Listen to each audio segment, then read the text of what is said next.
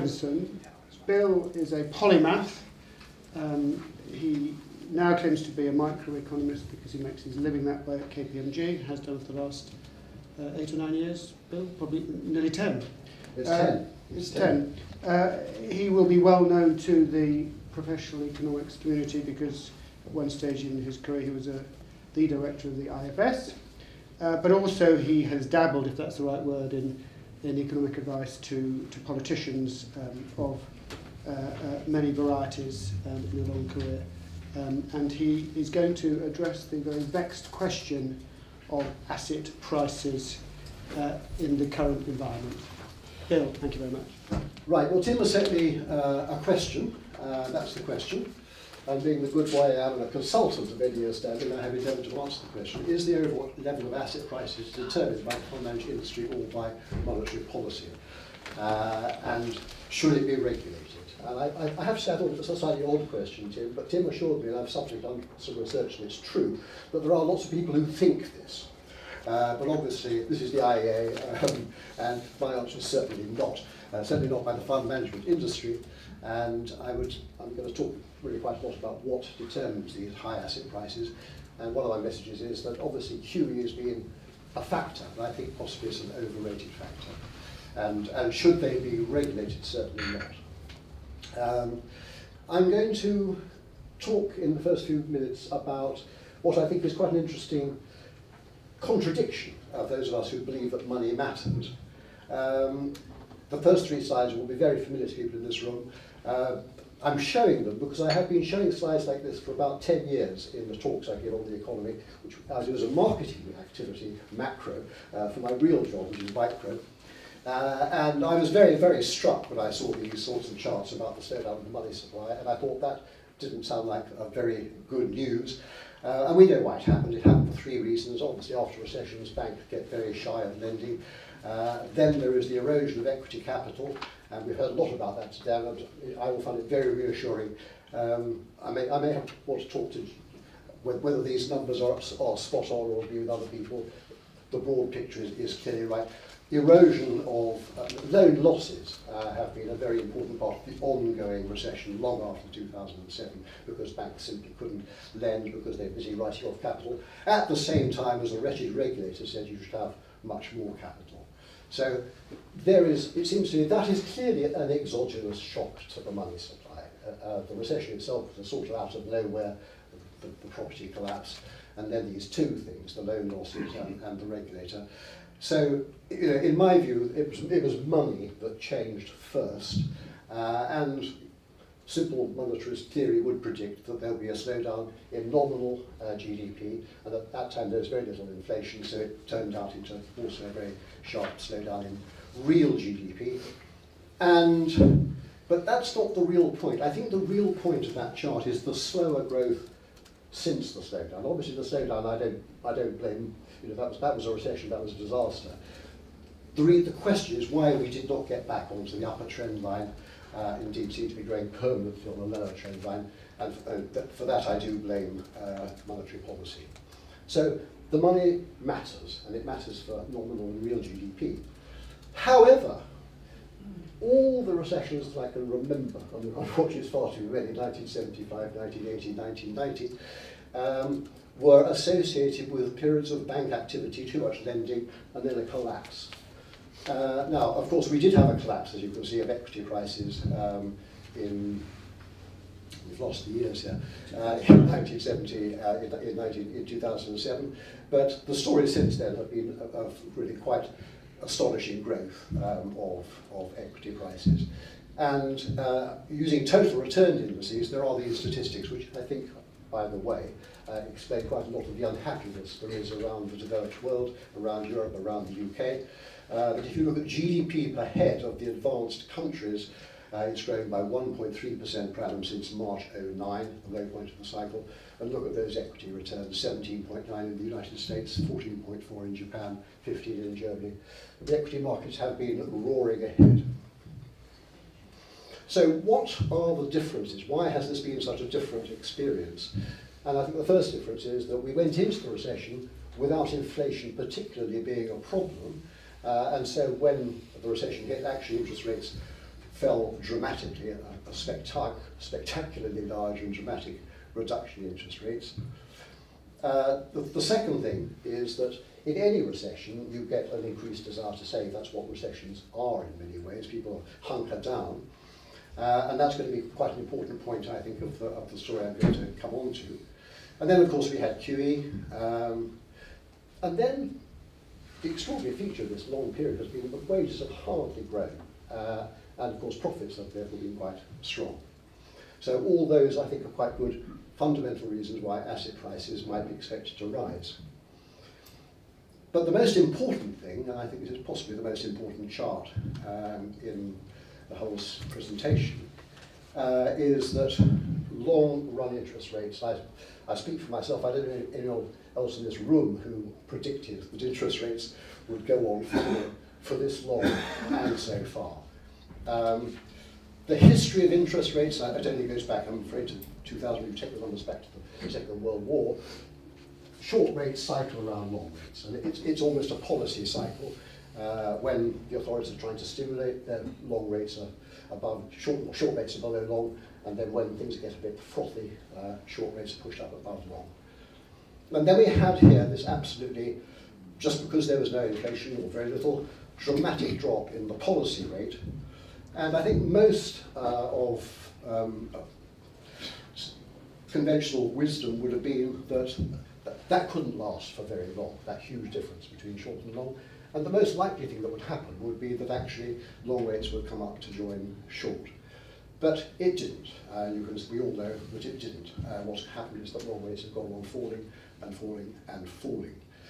So that, of course, has some quite important consequences, because the equities are valued by the stream of future profits, which we know are quite high, discounted by a discount rate, which is usually the long-term rate of interest, which fell and fell and fell. So there was a good fundamental reason for the long boom in equity markets. And this set of numbers, I've simply done some simple sums, looking at the rate of growth of the equity market from the trough of the recession. And you can look at those numbers in bold: 10.3, 11.8, 11.4, 12.4. So that was what was happening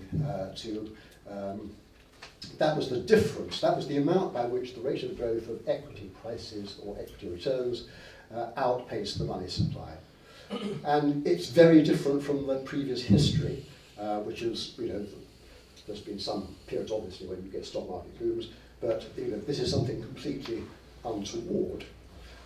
But I think it's very important also to look at the middle column, because if you look at the middle column, yes, it's still true that shares grew faster than money, but not by very much. And that is a sort of peak-to-peak analysis, if this is the peak, which suggests actually, 10 years down the track, perhaps share prices aren't quite so toppy as a lot of commentators would have us believe.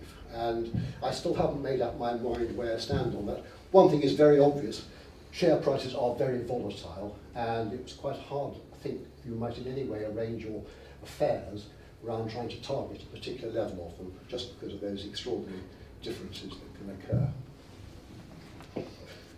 Now we come on to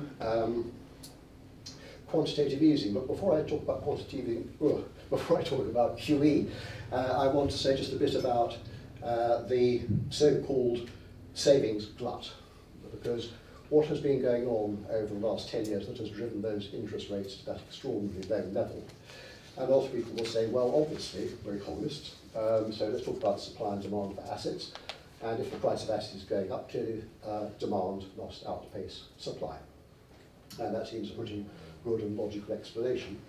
And then, of course, because we're economists, we say, what is the evidence for that? When you ask people who are savings theorists, they tend to say, well, asset prices have gone up, which strikes me as being a bit of a circular explanation. I don't think Karl Popper would approve, because it's not a falsifiable statement. If by what you mean by savings glut is that actually what you mean is asset prices are going up. So it's quite difficult to prove the asset price going with the savings glut theory, although I do believe it's true. I believe it's true for one obvious reason, which is, as I said, in recessions it's always the case that the desire to save goes up globally. If you have that happening, you are going to have, obviously, a rise in asset prices. And if you have the superimposed upon that what I will now turn to, which is the phenomenon of quantitative easing. This was clearly a period in which there was an extra demand, if you like, for assets coming from central banks who printed money. And I used to like to tell this story as a former monetarist economist. I had been trained, I said, to ask the following question. The central banks, we know, increased their balance sheets and created something called money, which they went out and bought. They bought securities. They always typically bought government debt. Ask the question now, particularly in 2009, there you are, you've got money in your pocket because you've sold these securities. What are you going to buy? Would you buy some government securities? No, because you just decided to sell. Would you put the money in a bank? Probably not, because they're going bust. And look at those, very low interest rate was being paid. And so, would you buy property? Well, I don't think so at that time, given what had been happening to the housing market. So, you bought equities. And the result is that you can see that sharp rise in the left-hand side of the chart in quantitative easing coincided with a rapid bounce back of the equity market, which I might just go back to. Oopsie. Yeah, so the big rise in the equity market from March 2009 coincided very much with quantitative easing, and I think it's, the story I was telling was quite a powerful story. Quantitative easing, of course, hasn't come to an end. I think everyone believes it still helps to support equity prices, but to nothing like the same extent. And every subsequent episode of quantitative easing, it's tended to have an effect on the local equity market, but if you just look at that black line, which is the global, it's gone slowly upwards over a long period and has, I would say, sustained but not particularly boosted equity prices. So let's come back now to the interest rate story, because I think that is very, very much the key to what you believe is happening to asset prices. And again, we're economists and we're trained to ask the question, are you talking about real interest rates here, Bill, or is it nominal? So for the UK, because I know the data best, I've drawn that chart which you can all see. And I think the stylized facts there would be that nominal interest rates were broadly flat in the period leading up to the crisis, and then have fallen. In this way, it's certainly astonished me. And my story there, I think, would be that actually there was a decline in nominal rates going on because they were tending to come down because inflation was coming down. But then as you got towards the toppy part of the crisis, the market started to worry and the nominal rates stayed up. But you see these real rates going down and down and down. And then the story about real rates, it seems to me, is that they were falling during that period. And that really tells us that this savings glut story actually is a story almost of an earlier era. It's a pre-crisis story. And then since the crisis, of course, nominal rates in this chart are very volatile, but that's only because inflation is very volatile. And if I'd had the time, I've done 20-year inflation expectations with some clever technology, which I didn't have. And all I've done here is subtract the actual rate of inflation from the government, from the bond rate. And so we have the extraordinary variation in inflation in the UK as they cut the VAT and they put it back up again. So the story is really of flat and low nominal rates. And that is, it seems to me, something that has been fairly much determined by the fundamentals, although, of course, QE has helped to keep it down. Now, of course, I talked about the UK because I know the charts and I can do the spiel, but asset prices aren't determined in the UK, they're obviously determined in global markets. And I just wanted to make the point that obviously, we all know this, but bond rates globally have been falling. And you can see broadly the same pattern there with nominal bond rates flat up to 2007 and then declining ever since. And just starting now in the US and the UK to move in the other direction. And I have, I think, in the last couple of talks I've given, been bold enough to say I think this cycle might have turned. Of course, what that implies for equities and so forth, we'll come on to discuss. But it's also clearly true that the story about falling inflation is not just a UK story, it's a global story, as you can see from that chart. And again, it's the same pattern of inflation coming down really through up to the crisis and then staying low. So where does all that leave me in terms of trying to answer Tim's question? Well, let me sort of summarise the argument as I hope I've put it to you.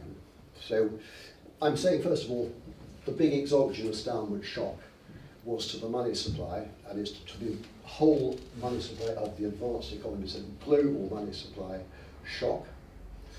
And it was maintained, first of all, by write-offs, and then secondly, by regulation.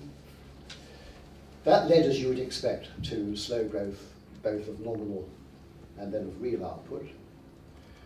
And yet we've had this boom in asset prices. And my explanation for that is fundamentally there has been a savings glut. And it originates, I think, mainly in China, which is, of course, a completely new kid on the block. But I think it's also got quite a lot to do with the universal policy reaction around the advanced countries of putting short-term interest rates practically to zero, and then arbitrage between short and long bond rates has gone on helping to pull long rates down. And QE, of course, does the same thing, because this is an extra demand for long bonds, driving up the price and driving down the yield. And all of those things have boosted share prices. So, am I giving a rather Pollyanna-ish story here that everything's fine? That share prices have gone to very high levels, but for perfectly good reasons, understandable reasons, given the economic environment. I certainly conclude from that that I'm not that worried about share prices. I think some regulators should come in and regulate them. However, none of us was born yesterday, and we all know that when share prices fall, they don't usually come down in a gentle sort of way back to some more normal level over a number of years. They tend to crash, and it seems to be entirely likely that there will be a fairly, let's just call it an adjustment in the global stock markets in the next year or two, and probably it will be attributed to the rise in interest rates, which are of course a good valuation reason for saying that this stream of future profits is now worth less if interest rates, if discounted at a high rate of interest. I believe therefore that in some sense I am a Pollyanna. I think that we have started on the cycle of putting interest rates up, and we have started on the business of at least stopping QE, and we may even move into a phase of reversing it. So that's all fine. And there's just one reason, and again this is certainly new to my thinking. What doing this, and I go back to my slide which compared the rate of growth of equities with wages over this long period. And I've also been doing some work on the wealth and assets survey, which looks at UK wealth holdings. And what is very, very striking in that is that wealth has gone up for those, not surprisingly, holding equities and houses, and very little, in fact it's not gone up at all, for those who hold mainly money, i.e. assets with a fixed value, just paying an interest rate. And one of the adverse consequences in my book of the unconventional monetary policy and these very low interest rates has been that the relatively less well-off, and this is where I'm showing my IFS origins, the relatively less well-off have been penalised somewhat because they get very low returns on their savings, whereas the better off, who are mainly in equities and houses, have been doing extraordinarily well. And so for that reason, although I think it's going to be a bit painful, and I have as many equities as percentage-wise as probably anyone in this room, although it's going to be a bit painful when the markets crash, I think it's probably a good thing that we have at last embarked on a period of normalisation of interest rates, etc. Thank you very much.